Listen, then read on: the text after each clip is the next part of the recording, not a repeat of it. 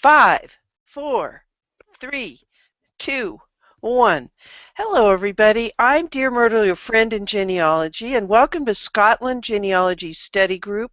Claire Brisson-Banks is the one that's moderating. We've got a couple of other people on the panel. We've got Billy Wallace there in Glasgow, and Audrey Collins, who's kind of an expat.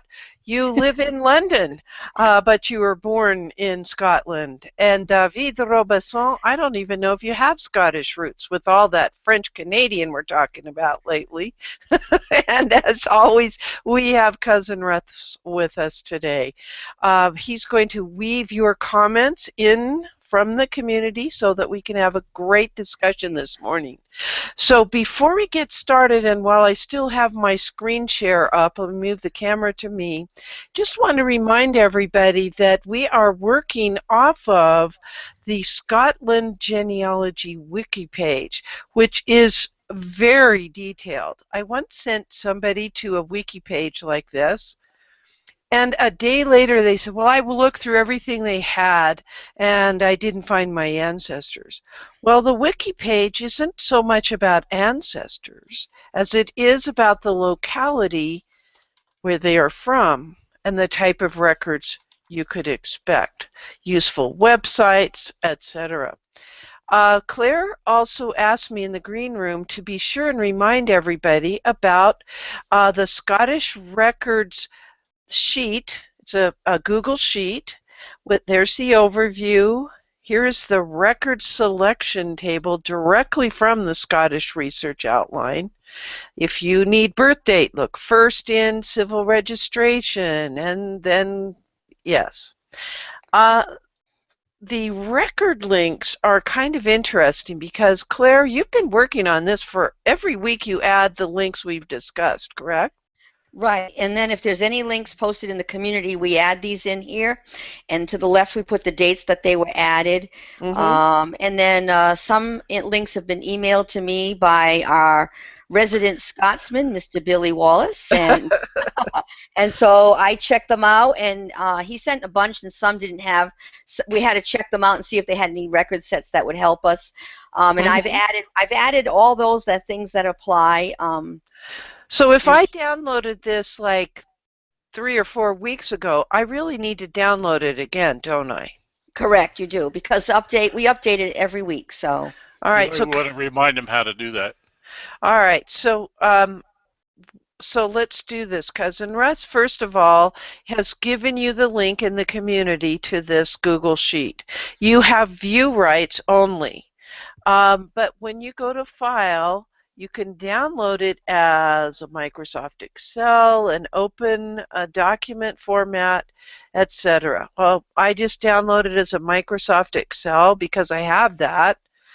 And up comes this little interface, open with Microsoft Excel. And now my Excel's opening up on my other screen. Oh, nope, here it is. And now I've got the record selection table, the links, the record links, and I'm good to go. I do have to do enable editing, but that's because it is now my own copy. I'm going to do File and Save.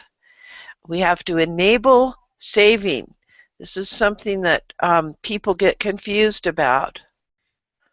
It says it's read only. Now it can be saved. We can call it, I'm going to call it all of that plus Pat, or the date, or whatever. And then I can peruse it at my leisure.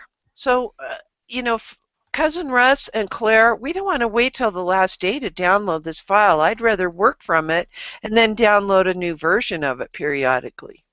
Absolutely. Yes, because especially if they happen to get a hint as we're teaching different things, they want to check them out while they have it fresh in their minds. Okay, so that's our latest greatest thinking on the subject, and we're really happy. Something from the community, and then we're going to dive into what's new at Scotland's people. Betty Lou says wiki pages give you great ideas on where to look for your ancestor. Okay, good. I think that wiki page is the one from Family Search that she was speaking of. Yes. Any of the wiki pages are advisable to view, although, Russ, when we were talking with our friends down under during the Genia Gala, they found that the Australian one needs a little bit more help. So Yep.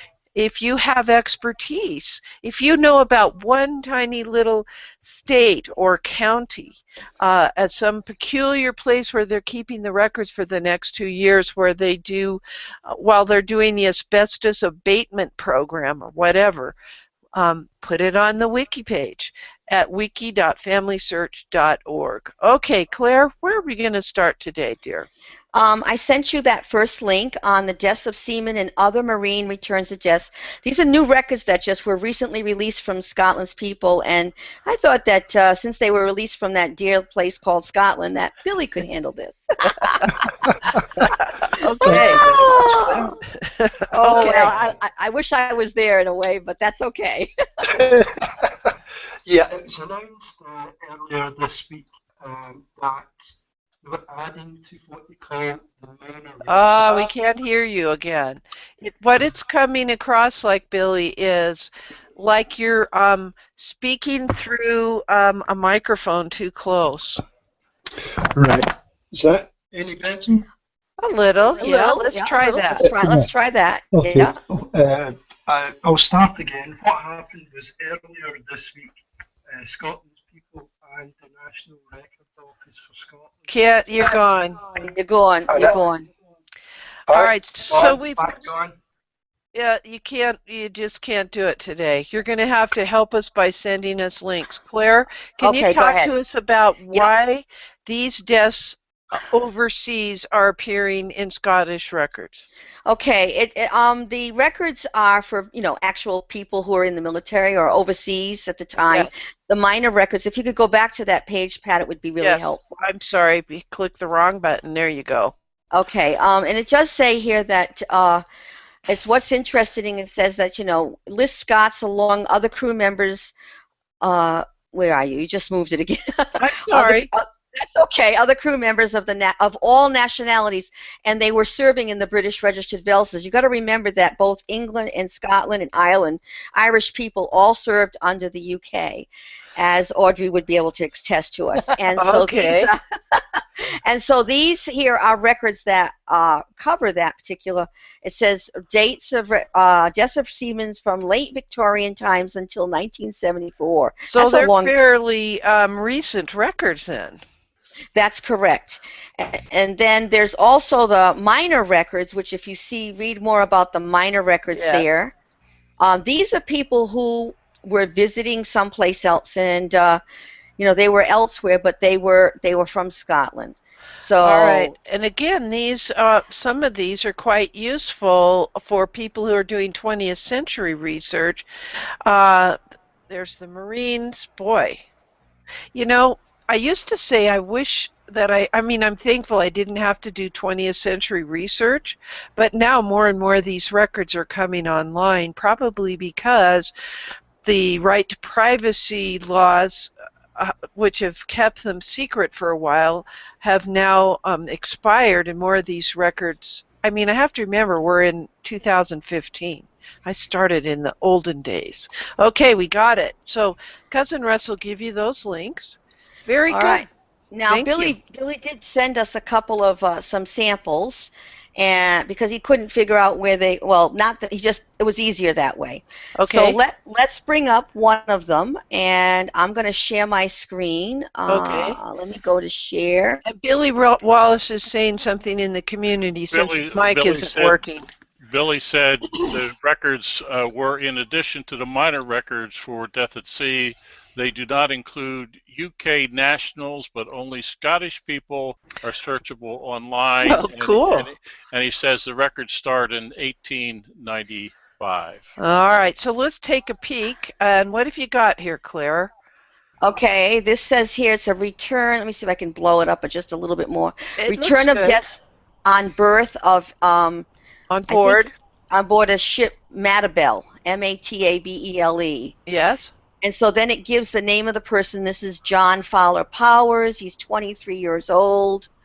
Not sure what the rating means. I'm sure if there will be, Scotland's people is very good at putting down what these things mean. Well, I think that those are various positions on board ship.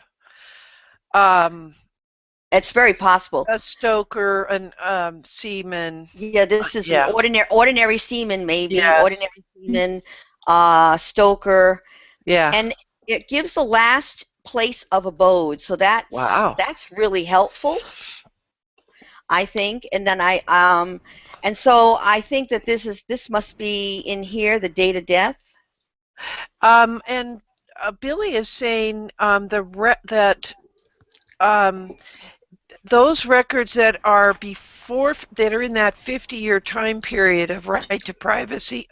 Explain that to me, Billy. Boy, am I missing his voice today, and I'm losing mine. It says before 50 years. Billy said before 50 years, you can only get the index of the record and have to order a certified copy to see the whole record. Okay. Right.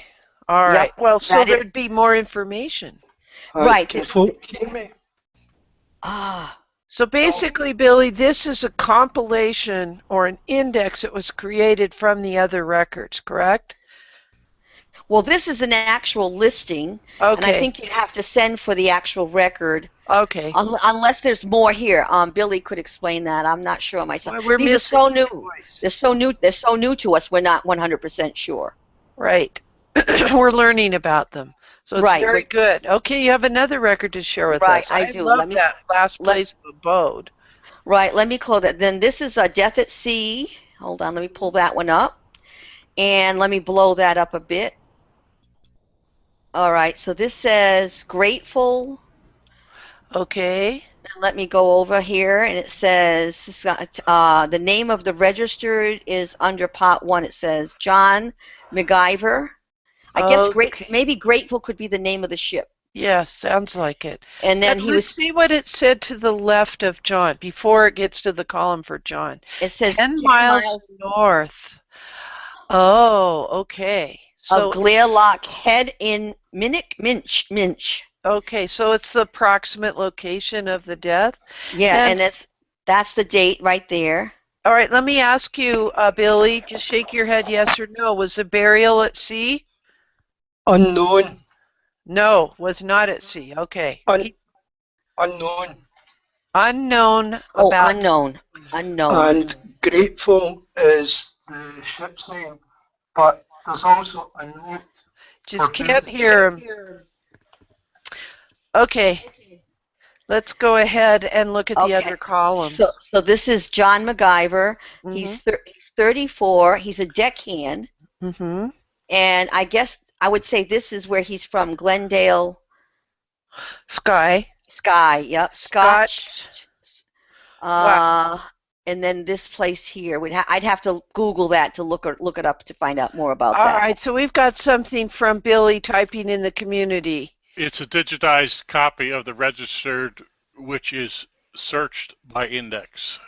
Okay, and Lewis is an island, so thank you for, you're going to be typing mighty fast today, Billy, to keep up with, well, not to keep up with us, but to keep us informed. Yes, and we appreciate that. Okay, so then the last one he sent with that was this one. Okay. You got to know, folks, that the emails are flying back and forth. Oh, yeah. All week long. It's incredible. Okay, let's bring that down, and we can bring that down to 50%. There we go. Okay, so then this says here, return of deaths reported to the Register Journal. See how it says that under provisions of the Shipping Act. Yep. And it's got of May 1927. Okay. And so then you have, let's see, the name of the ship. So he's given us a couple. So here's a couple. And this is the official number. Yes. The date of death and the place of death. So there you go. They have the latitude and the longitude in this case. Okay, that's a very shipping type thing, yes. Yeah, and you can put that into Google. You can do the latitude and longitude in Google. Okay, so he's saying this is a certified copy of the original record page. Okay. All right. And then there's the name and surname, their sex, their age. He cannot possibly have been 2 years old. 2 years old. I think there's something. It says son. Oh, he had his son with him. Right, and then this here is the nationality, and then the last place they lived at, and then the cause of death. Oh. Oh. Oh, that is sad. Yeah. And this is supposing drown. That's supposed drown. That's sad. Yeah. And then it Totally says, missing, yes. yeah, totally missing then. A passenger or a member of the crew. So this is actually somebody that's just a passenger and not a member of that military. Okay. So that's what was the name on that record? Okay, scroll back. Let's see. Roberts. John Gray Robertson. John Gray Robertson and Robert Brown Shop. All right. Very interesante. Well, The reason I ask is that Hillary said my husband's uncle was a MacIver from Scotland. So I didn't know whether that name was on that list or not. Well, she now has a new record set to look at. Okay. Yeah, well, the MacIver was the one before this one. Yes. Oh, okay, that's possible. Very good, thank you. Okay, so Pat, then I sent you a second list. I'm going to stop sharing my screen. Okay. I sent you a second item. Okay, and this is the 17th century? Let me see. This is the minor records. We talked about them. I don't know if we can see the minor records. Let me pull that. I'll resend you that link. Okay, and I shall pull it up. Let's see if we can pull that up. Okay. Yes. What are minor records? All right. Okay, so we did glance at these, but I think down below there might be some samples. All right, so let me change the camera to my screen here. Yep. And we'll go down and look at these. Okay, so which one do you want me to click on first? Oh, you can choose one. Well, you've got births, marriages, and deaths. And deaths, yeah. So anyone. And war returns from the South African War, World War I. Wow, what a big collection. I know, that's a huge collection. Let's look at foreign returns of birth. Yep. All right, and it's going to open up an image here. Right, which is going to download first, I think. Yeah, I think it went to your download. I'll bring it up in my Photoshop elements, wherever that goes, and I'll bring it over just a second here. Yep. Okay. It's a BMP file. Ugh. So it doesn't look very sharp. Let's see if we can zoom in, though. There we go. All right. So we've got Isabella Ann Hogue, name and surname, where born and when, who the father and who the mother are. Let me move over here. I think I zoomed in too far and I forgot to use the other tool. It's 320%. Okay. All right. Baptized and that's by? Well, it has her parents, William Hogg and Isabel Hogg, and her maiden surname is Ross, or Ross. Yes. I think it's Ross. Now, we're kind of accustomed to these columns. It's just a different heading, foreign register of birth. Right. Yes, certified and signed by Anthony somebody or other. And let's zoom in on this one and see what this is here. Just a second. I will try and zoom in. Yep. I'm just learning Photoshop elements. So when and where registered and signature of, oh yeah, we're used to this. I'm getting used to Scottish records, guys. This is serious. Okay, the second one is much more easily read and decipherable. I love that the guy's father's name is Sir Edward. Yeah, Sir Edward Hunter Blair. I guess Bishop of Blarington? I guess it could be. I don't know. All right. And Billy made a comment that Hogue was also a spelling error for H-O-G-G at some point in time. Okay. All right, so we've got that one. All right, let me go pick a different one, see what comes up. Let's do a service return of marriage. Okay, I'm going to open it. We'll open it in the Windows Photo Viewer this time. Oh, it came up Photoshop Elements. You might have it set that way. Yeah, I might. Okay. It's readable. Oh, yeah. Okay, so this is Army Medical Corps. Yep. Okay. in the Madras Command. Okay. So here's the church, Trinity Church at Fort Bellamy. Francis, a couple of different names, Murphy. And this is the place in Scotland, I guess. That's the birthplace. And Evelyn, let me zoom in just a tad. I can't bear not to. All right. There we are. All right, that's better. And Elaine Davidson and her place she is from India. Okay. That second line down there is the birthplace. Yes. Billy. Yes. Oh, okay. Yeah. So that means Dysart, Fife-shire, Scotland. Oh, I always crack up when they say a 19-year-old is a spinster. Oh, I know. But that's because I am guilty of presentism.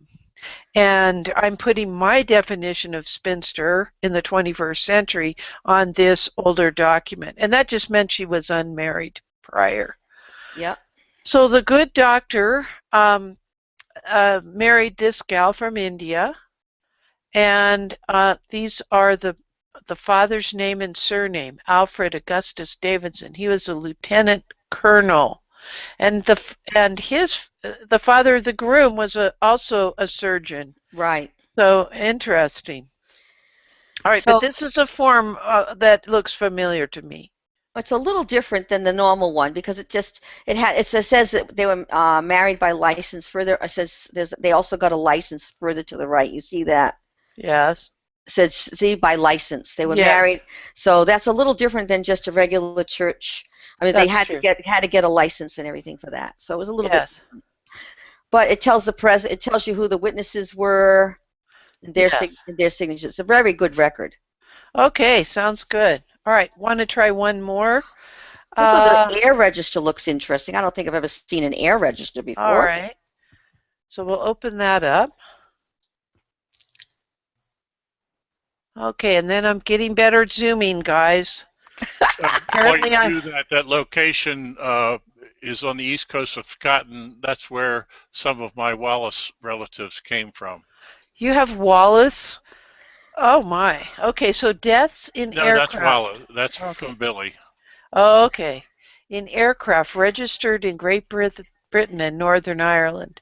So those of us who are not from Scotland or anywhere in Great Britain, Northern Ireland's separate and distinct.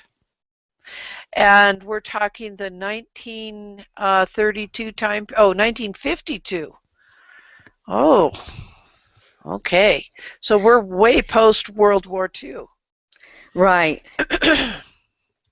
Okay, this is the 16th day of February, 1952 in Sicily. What was going on that we have 2 deaths over Sicily in 1952? I don't know the history, but that gives me pause to learn that. I can't believe how... An aircraft crash. Oh, yes, you're reading it. Yep. So there were 2 of them in it. Yep. There were 2 in a crash. Yeah, multiple fractures. Okay. Yeah, it says result of aircraft crash. It says it right on it. Yes. So that's kind of cool that that happened. Like, I mean, it's not cool that they died, but right. It's interesting how they've got it a little bit different. Yes. Okay, so all right, so we've now seen something like, well, I guess we do have airplane crashes. So.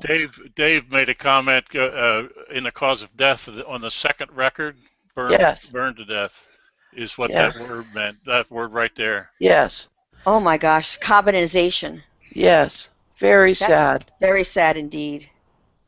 Oh.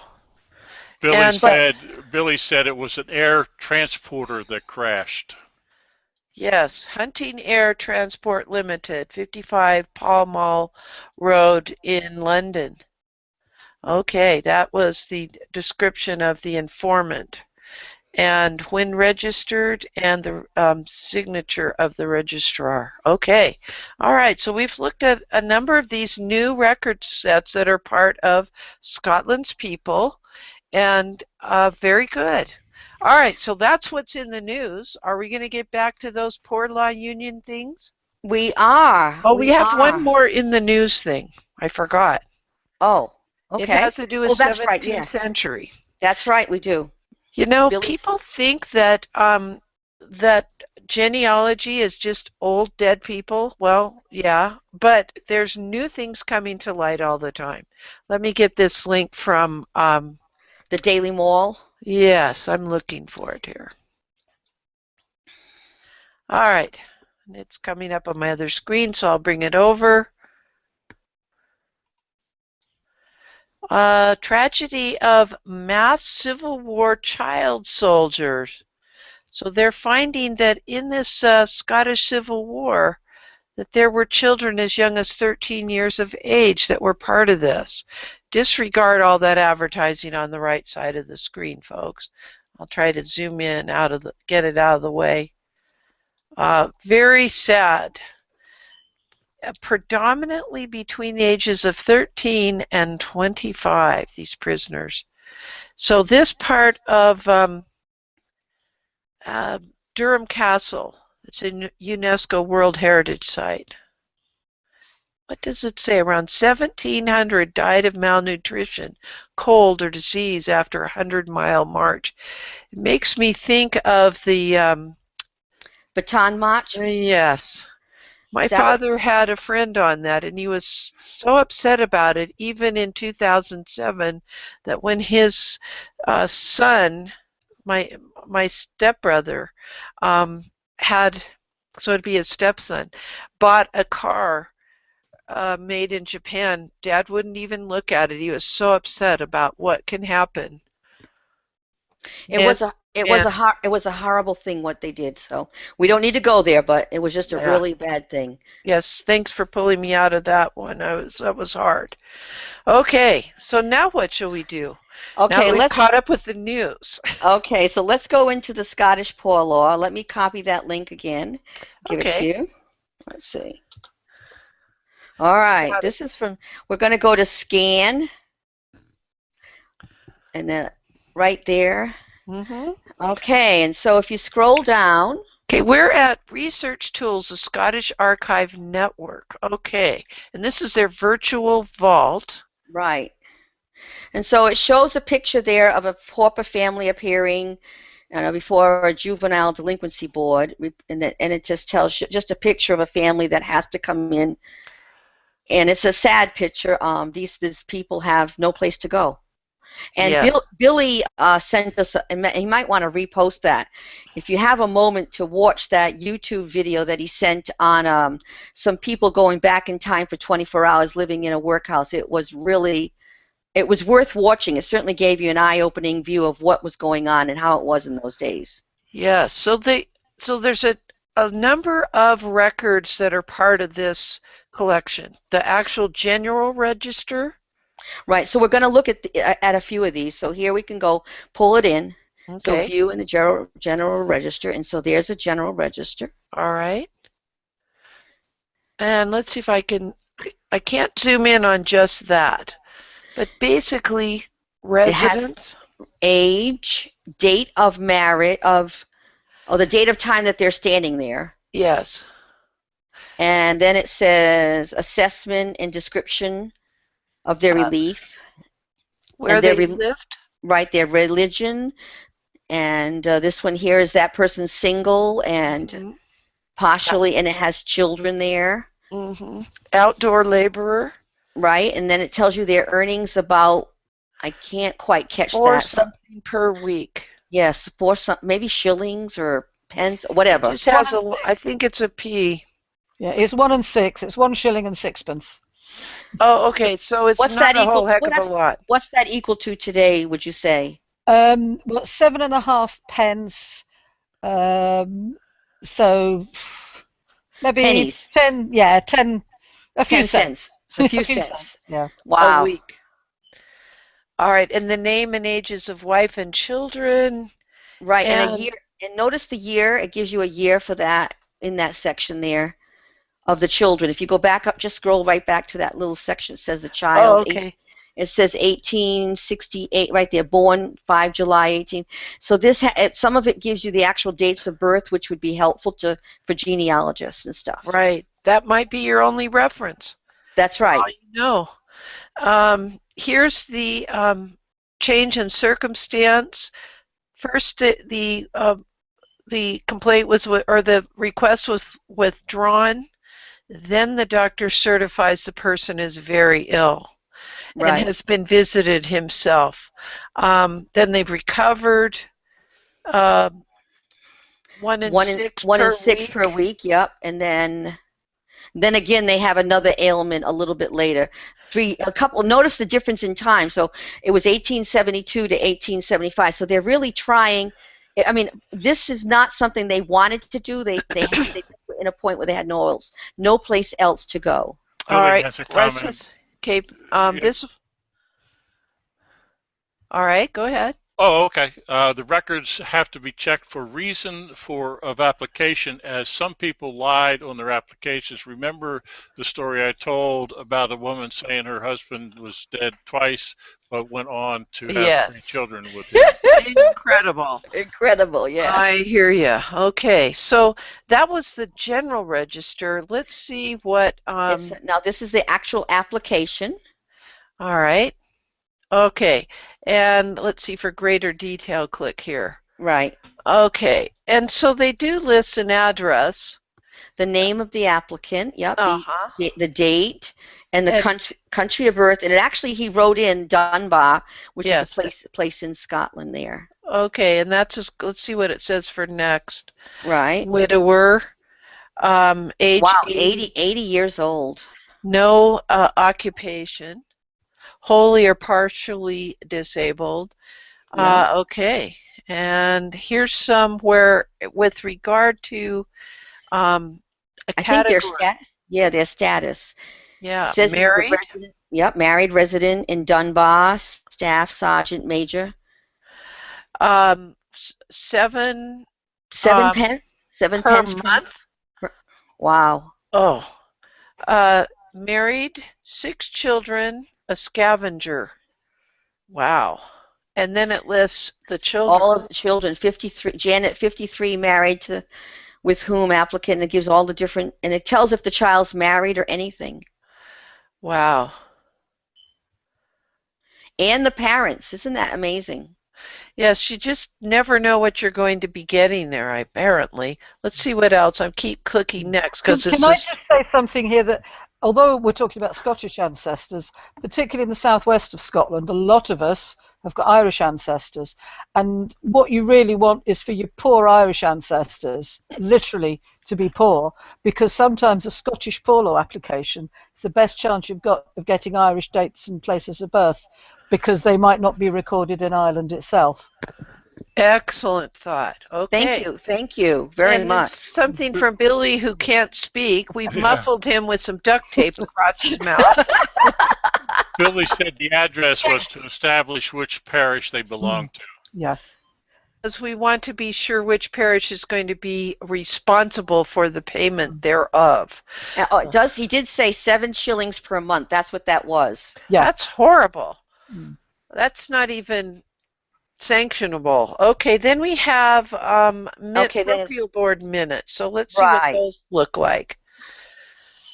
Okay, so basically you end up with how much was given and for each person's benefit. Right. It says that would be. It doesn't give you a chance to make it any bigger, but it's good enough to read it at least. Right. Okay. Okay, it does say at the top, the page lists paupers on the poor roll and the amount of money they receive. So this would be, I think, pound, shilling, and pence. I think that's how it goes. Yep, yes. It certainly does, yeah. It helps with me being educated back in the olden days, so I have no problem with pound, shillings, and pence, but I realise this might be tricky to people who were brought up with decimal, but perfectly simple. Yeah, well, and I'm sure that...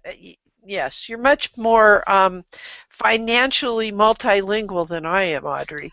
Well, thank you. That's so beautifully put. Yeah.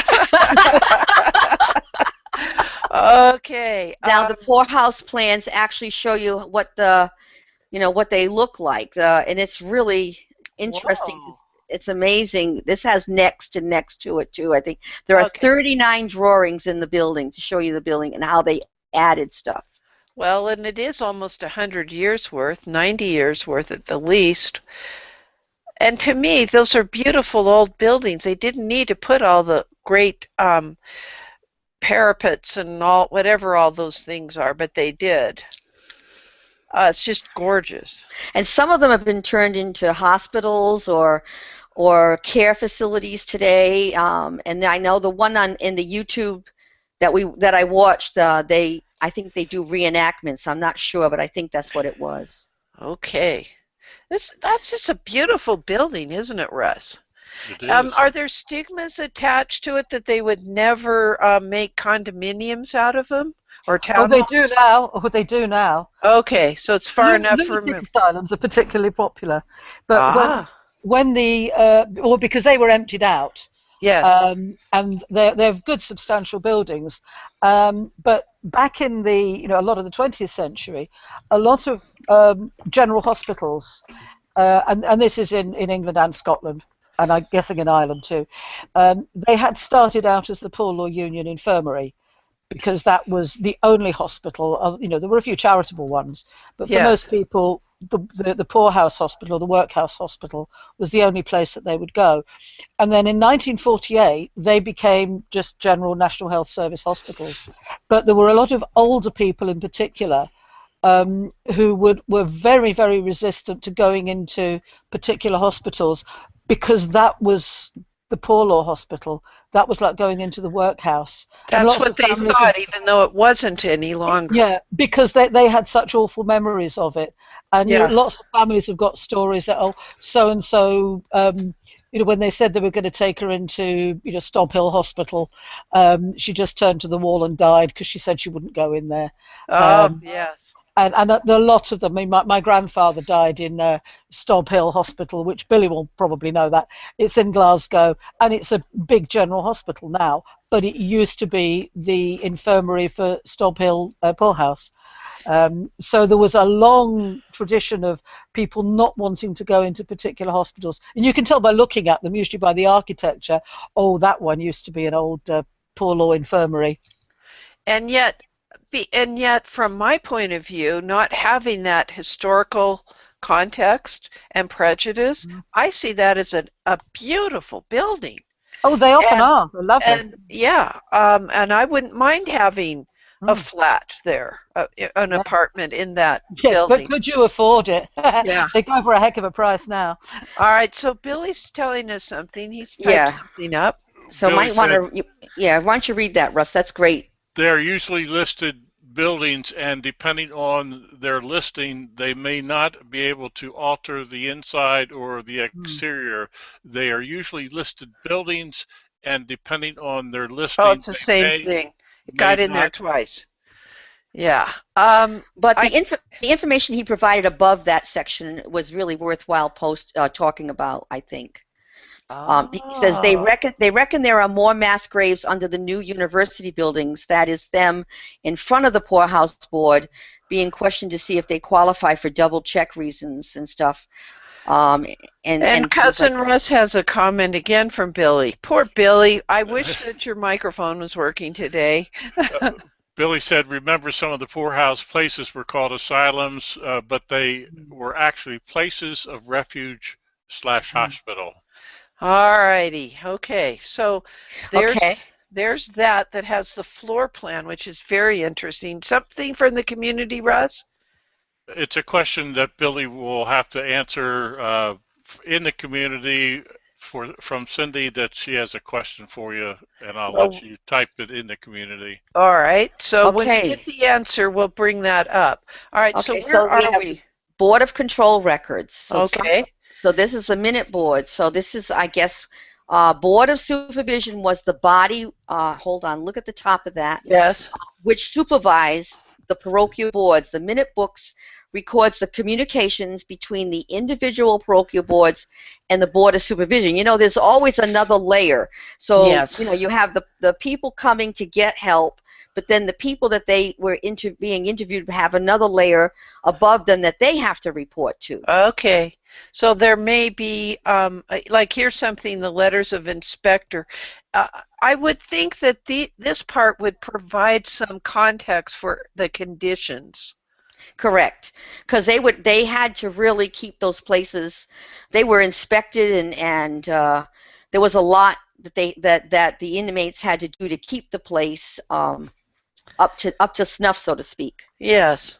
Okay. Sounds reasonable. All right. Billy's so nervous he started smoking again. Darn it. I want him to quit smoking. Okay. It says there's some supervision records, the last one there. Okay. And this has some next to it. This says that's the cover. All right. So this has been, well, interestingly enough, they're talking about purchasing of groceries for that particular poorhouse. Right. And then somebody else has gone through and put the red check marks there. They must have been tallying things up. Okay, and their year end was 15th of May, 1927. Okay, interesting the type of records that are available. I would have just thought, you know, having looked at my ancestors' Civil War, U.S. Civil War, that I would just expect to see a date somebody went in and a date somebody left or died, and then a listing for each of the children. So you see how my preconceived notions about a record set were just blown out of the water because of the variety of records on several jurisdictional levels that are available concerning an ancestor being in a poorhouse. Okay, you've got something else for us now. Yeah, a couple more things. This is actually, I think it's Higginbottom, John Higginbottom's site, Workhouses. It's fabulous. Yes, we mentioned this before. He's really done a lot of work. Could you bring that up? Yes, I've got it. By George, I think I've got it. I'm sure you do. So anyway, he's going to the trouble to list all of the different houses, provides a 1881 census. Well, if you click on any one, just pick one. Okay, I'm going to go to Banffshire Raven Parish Hospital. All right, and then there's the poorhouse list. If you can look, you might, let's see. It operated for a poor hospital of the poor. Yes, and he's given us a link to find out more about it. Let's go back and pick a different one. Okay. I just love all these advertisements on the side. Okay, let's see. I'll just pick Aberdeen. Aberdeen's fine. Okay, so here you are. So this gives you a picture. If you look at it, he gives you a rough drawing of it. Now see, I could see that as a beautiful set of apartments with green space nowadays. That's how I'd look at that. But it was not a wonderful place at the time, was it? No. In fact, Billy mentioned in his chats that the YouTube video is a working museum, so it was just amazing. All right, I need that link. Apparently I don't have it, so maybe Billy can give it to me again, and I'll share it with everybody, and so will Cousin Russ. So we're seeing its location with the cross streets and things, which helps you if you're going to go on site, or if you're going to go to Google Maps and you would like to see if that building exists nowadays. So, interesting. This was the plan for it in 1847. Here's where it shows up on an 1890 map. You know, Cousin Russ, here in the U.S., we have the projects, don't we? That's what they affectionately refer to. We do have the projects. I remember growing up in the project sites, and that might be very similar. I would say that's similar to this. Yes. I've just thought of something. Just looking at the map reminded me that in civil registers of births, sometimes you will get a child might be born in the poorhouse or in the poorhouse hospital, but it won't be obvious because it might just give a street address, which is actually the street address where the poorhouse was. You get that in England and in Scotland, and I think it's probably about 100 years ago or more. But it was a rare exercise of tact so that your birth certificate didn't have born in the poorhouse on it.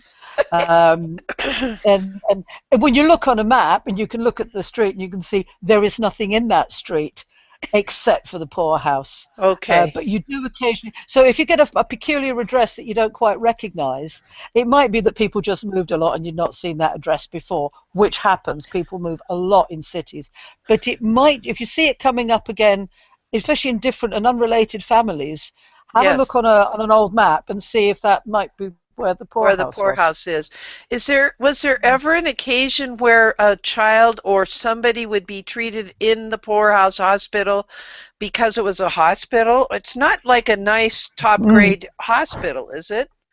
No, but it was, and I know more about the English ones than the Scottish ones in detail, but and hopefully Billy will be typing his fingers away to the bone, I think. But he might be able to confirm it. But in an awful lot of areas, it was the only kind of accessible medical care that there was, which is why they became the National Health Service hospitals. So although the poorhouse was not a nice place to be, but it might be your one chance of getting some sort of basic medical care, other than relying on a charity. And a lot of people, they might be born in a poorhouse and they might die in a poorhouse. But that might be the only time they ever spent there. They didn't have to be inmates. A woman might go in there to give birth in reasonably clean conditions and then be in there for a couple of days before and afterwards. And you might go in when you're very, very old and, it's the only place where you can, go to end your life. So being in the poorhouse doesn't necessarily mean being an inmate. You need to check admission and discharge. Yes, and see they're actual records. Career paupers or just people who were using, and it might be your best chance of getting an education as well. If a poor child in the workhouse, again, a horrible place to be, but the small benefit might be that you might get a bit of an education you wouldn't have got otherwise. Although Scotland's always been better at education than England, so that probably applies more in England than in Scotland because. We've always been a more literate nation. I think Cousin Russ, Billy said something about the fact that his grandmother died in the poorhouse. Yes, you'll see. And it was in that category. Okay, we got some comments from the community.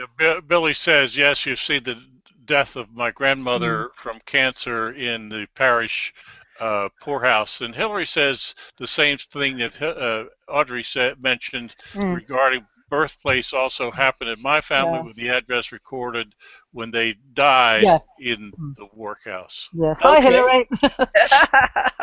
I think there's a point there, at least I'm picking up on a point. It's always, well, for me, I try to map stuff. So I would map it and look at it, what it is today, but look to see if anything else happened in that same address. So what you're saying, and I'll pull up that YouTube in just a second, what you're saying is we really need to bookmark this, the workhouse, workhouses.org.uk, because that's going to give us the historical perspective on that particular address. Right, and if you could click on that staff and inmates link, it'll take you down to the listing in the 1881 census up in the top there. No, down, where the list is. I don't know which list. Up in the top. Oh, here we are. Yeah, right click in that. Okay. And that will take you to the you'll notice that they've put the 1881 census in there. Yes. And so that's a transcript, but it helps to know who was actually in there at the time. Wow, that's an incredible amount of work that has been done here at this website. Oh, it's fabulous. I can't believe this. I would like to see more of this kind of thing. This is excellent work. Now, who is the one that created this? I think it's John Higginbottom. Peter Higginbottom. Peter Higginbottom. Yeah. He's also got another site now as well, which is an offshoot from this one, which is called about approved schools, because he found he was getting so much material about the schools, reformatory schools and industrial schools. There are all sorts of different names, and he had so much material on that he's migrated a lot of it from the workhouses one All right. And I think it's called Approved Schools, but I can't remember now. If you look on the Workhouses site, you'll certainly find links to it. All but right. That's about as big as the Workhouses site. Absolutely amazing. Terrific man. Okay, so we said something. We need something from the community, and then I'll pull up Billy's couple of links here. Hillary said apprenticeships from workhouses was also a good reason for being there as a child. All right. Wow, I'm learning so much. Okay, so I don't have the 24 hours in the past. Yes, you do. It's Okay. you want number 4. Number 4 is the one where they go into the workhouse. It's just really to watch it is just really amazing. You learn about what it was like to live in the workhouse and work as a living museum. And these individuals are from modern time, and they step back for 48 hours and they for 24 hours, and they live in those conditions, and they do the work and they sleep, and it's amazing. You got to watch the video. It's fabulous. Well, for some reason we're not getting past the advertisements, but what I've done. The ad. Right there, it said skip the ad. It all right. Say so what we're doing, folks, I've given the link to Cousin Russ so he can share it with the community. And that's to that session 4, episode 4 of 24 hours, and which is not the same as the 24 hours.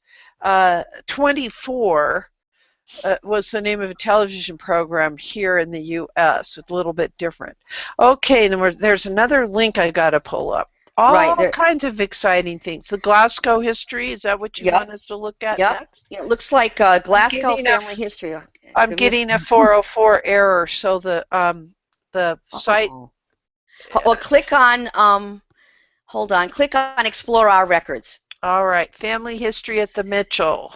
Okay, so now if you, go back to that site and click on the poor, P-O-O, the P for poor law.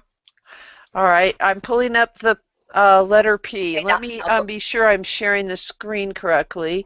Passport poppers, pawnbrokers.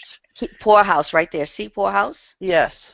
Click on that. Police court looks interesting. And then poor law from 1845. All right, that one works. And so so then it talks about the different records they have, and what this is actually part of the Mitchell Library, I believe. Yes.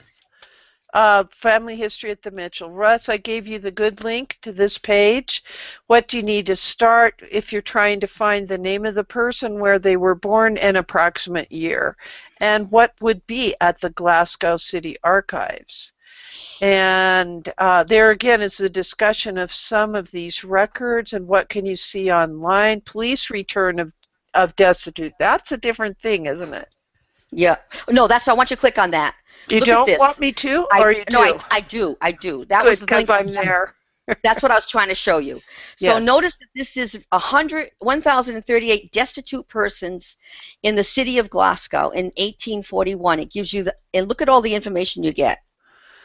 Okay, their usual occupation, Scottish and Irish. Number of years in Glasgow, family out of work, no bed or food in the house. Would you sell your bed to get money for food? Yeah, you might. You might, right. Yeah. You might. Or you'd pawn it. Yeah. Daughter has a child, weak and unfit for fatigue.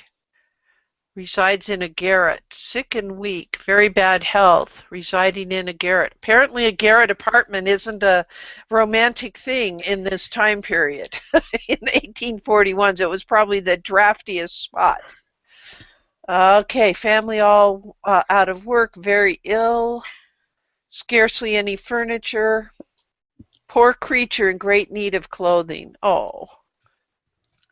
Isn't this amazing? And they give you the ages, where they were found, and it's amazing. The information you get here is enough to follow up to find an actual certificate of when they were born and things.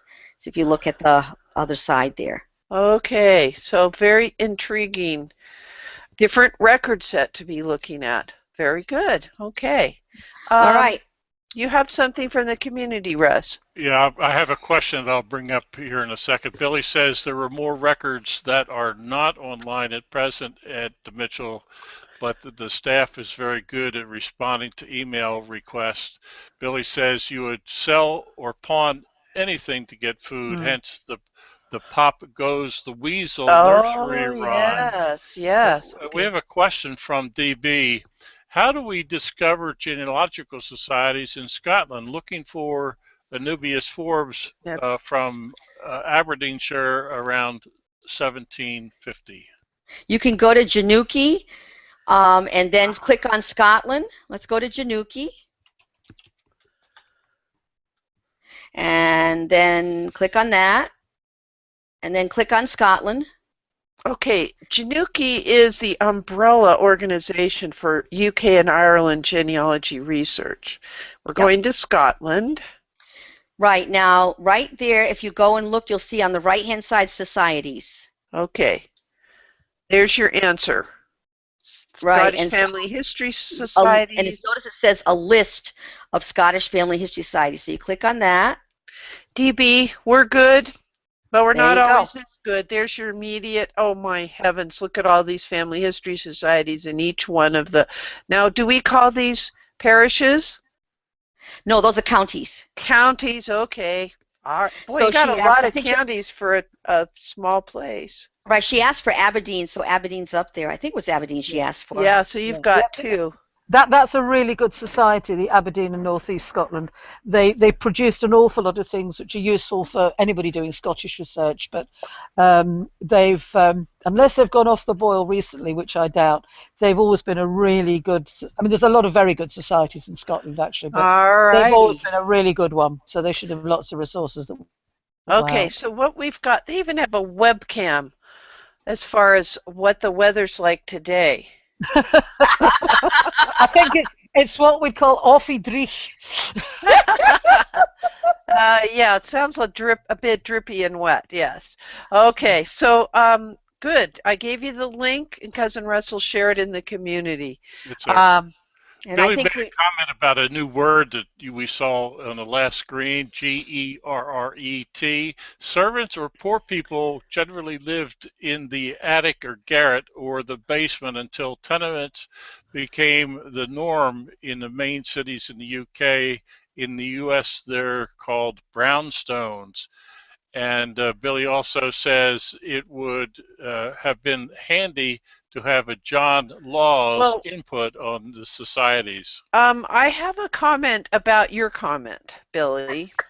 I don't think brownstones have quite the negative connotation. I think a cold water flat does. Yes. And where you have to walk through 2 rooms of somebody else's apartment to get the stairs to get to your apartment that's up 1 level or down 1 level. So think of the term cold water flats. And a tenement says thank you. All right, Audrey. Yeah, the tenement flats, it's a very Scottish thing. The English have never really liked living on top of each other quite as much. But in Scotland, you know, we don't really have a problem with it. And there was a legal reason for that until, I think, some point in the 20th century, in England, you couldn't legally have different people owning different floors within a building. Now we've got a thing which is leasehold, so that works okay. But in Scotland, it's been much more very commonplace. So Glasgow and Edinburgh both had a long-standing habit of tenement dwelling, and some of the tenements were awful slums. Some of them were really quite nice. So tenement doesn't automatically mean a slum, but it was very easy for a tenement to multiple people, multiple apartments in one building. And the addresses, sometimes Scottish addresses can puzzle English people in particular, because when I lived in Glasgow, I used to live at 38 Cartside Street, and so did a lot of other people. We didn't all live in the same house.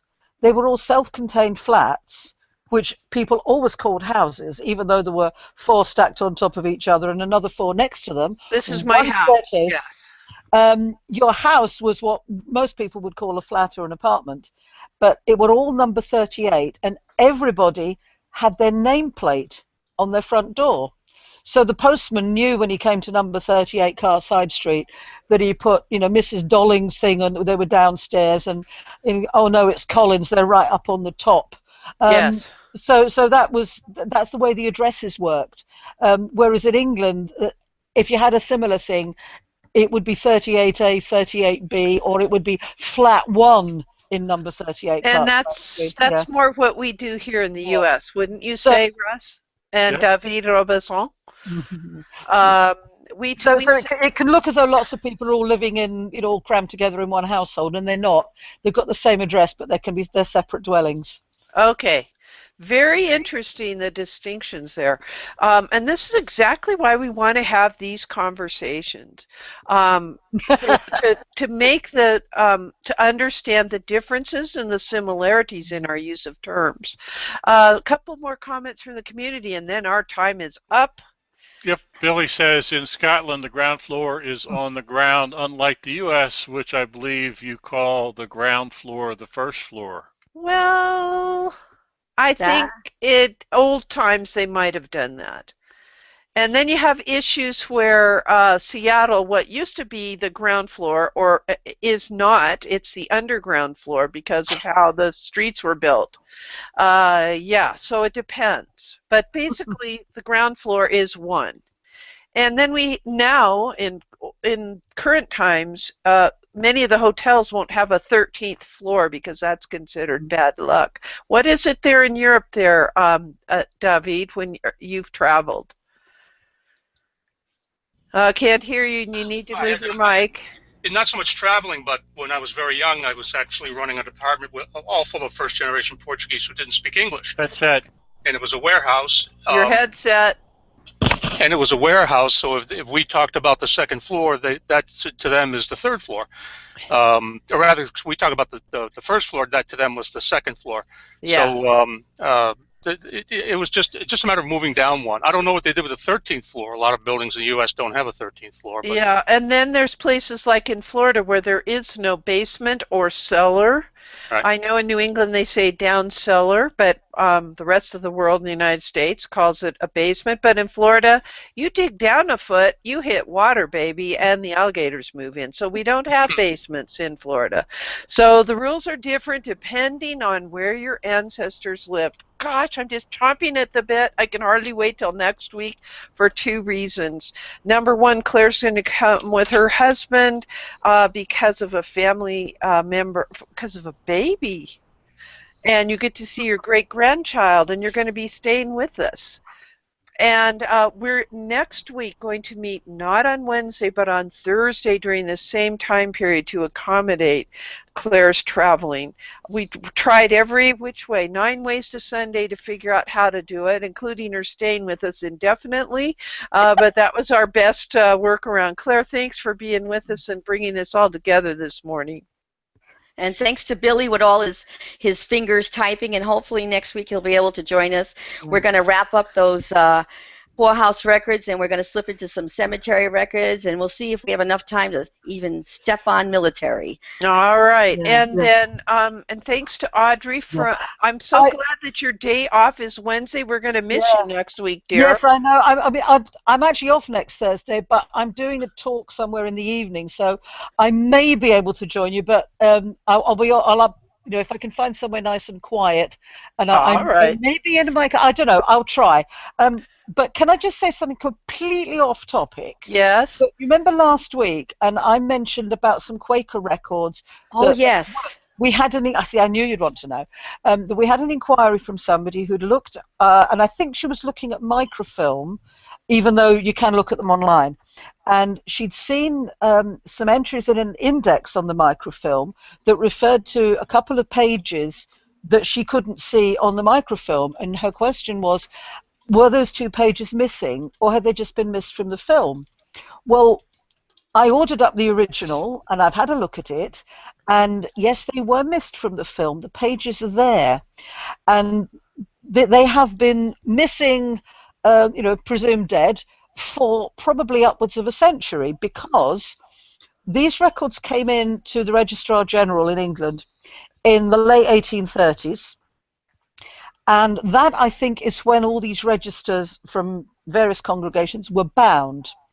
And in this book, the original, you've got a few pages of indexes to marriages, and then you've got the marriage register.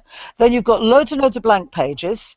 Then you've got an index and a register for births, and then you've got loads more blank pages, and you've got an index and a register for deaths. Yes. But I was being very thorough and on the hunt for missing pages, and yep, the death register starts at page 3, not page 1 or page 2. And in the middle of one of these big blocks of blank pages, bound upside down, was the missing 2 pages. So these 2 pages. So they got bound incorrectly, upside down, backwards, and yeah, in the middle of loads of blank pages. So the people who, not only did the people filming them miss them, but when they came into the custody of the Public Record Office, and I don't know how long ago that was, probably about a century or so, they missed them when they were stamping the folio numbers on. So lots of people have missed those 2 pages, and it wasn't until this person queried it that we got the original out and looked. So I've now photographed them and I've sent her copies, but they will now be scanned and they will be added into the online ones, but there's nothing we can do about the films. But I did thank her for pointing it out, because if she hadn't queried it, and if she hadn't looked at the index that you didn't think you need because the records are digitized, they would have lain there for another century or so. So it just proves the value of looking at old indexes, even if you think they might be redundant. And if you think there's something awry and there's a page missing, query it with the archive who've got it, because it might just be another couple of missing, presumed killed pages. So there you go. I wonder how many mysteries you just solved on that. And these were the records themselves were dated from about 1680 something up to the very early 1700s. It's only 2 pages, but this particular person had got 6 names on there that she was interested in. Wow. I love it. So the other people's descendants might they've got that couple, those people on that page have tens of thousands, hundreds of thousands of descendants from. That's incredible. You know what? That just shows us what one person can accomplish by respectfully approaching the archives and saying, "I've noticed this. What?" am I reading this wrong, or is something really missing? So Audrey, thank you for sharing that with us this morning. One of my favorite things is when somebody queries that and we do go, yes, it is there after all. And you get to solve it. You do. All right. And Billy, I do want to thank you for being here, typing your fingers to the bone. Put that cigarette out, buddy. Don't worry about it. We're glad to have you any which way, but I'd like you to be healthy. Cousin Russ, thank you so much. I don't know why I pick on Billy. I just love him, though. I haven't even met him. He says his fingers are blistered. He's a Glaswegian. He can take it. I love it. Okay. Well, tough stuff. Yeah, let's wrap this baby up. Thanks to the members of the community, too, for contributing comments, and DB asking your question today. It's all good. Nothing left to say, but I am Dear Myrtle, your friend in genealogy. This has been the Scotland Genealogy Study Group. Audrey's got her flag there, I see. Anyway, happy family tree climbing. That's a wrap. Bye.